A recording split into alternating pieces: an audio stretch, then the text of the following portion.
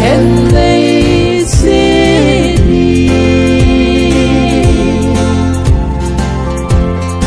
Calvary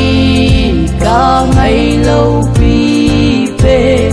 phan gấm cốt hồng nghe ca xin su o kan haga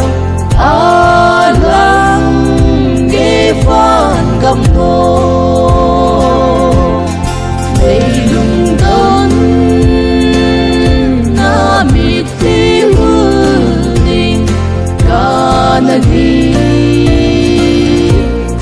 mong tan te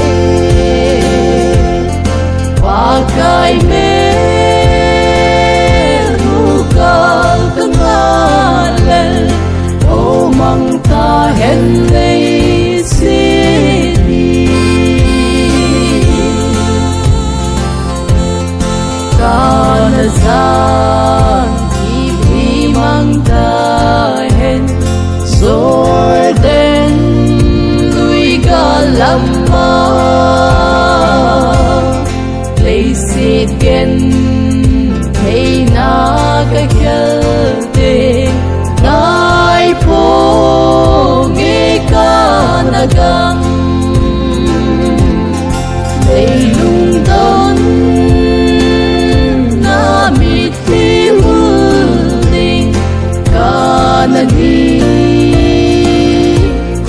mong tan te pakai merukal kengalel o mang ta hen